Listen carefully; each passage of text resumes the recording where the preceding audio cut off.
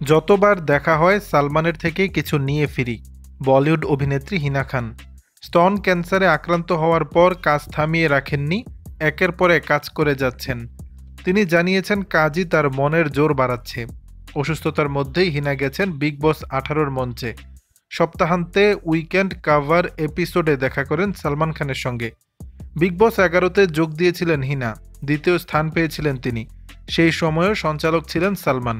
আর এবার সালমানের অনুষ্ঠানে অতিথি হিসেবে আসলেন।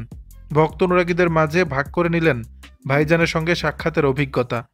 হিনা জানান দেখা হলেই সালমানের থেকে কিছু নিয়ে ফিরেন।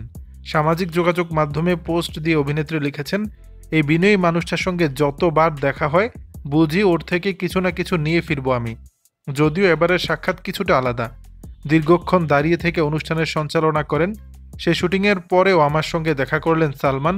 পর্দা এক মঞ্চে দুজনকে একসঙ্গে দেখা যাবে, তবে ক্যামেরার পিছনেও হিনার সঙ্গে ঘণ্টাখানেক কথা বলেছেন সালমান।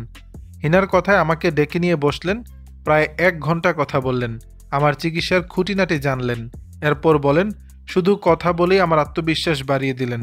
নিজের অভিজ্ঞতা ও জ্ঞানই শুধু আমার সঙ্গে ভাগ করে নিলেন এমন নয়, তিনি নিশ্চিত করেছেন আমি যেন আরও আত্মবিশ্বাসী হয়ে উঠতে পারি।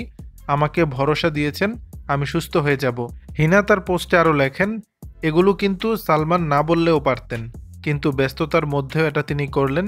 এটাও একটা শিক্ষা, আমি এই সাক্ষাৎ জীবনেও ভুলব না। সালমান, এমন একটা মানুষ হওয়ার জন্য তোমাকে ধন্যবাদ।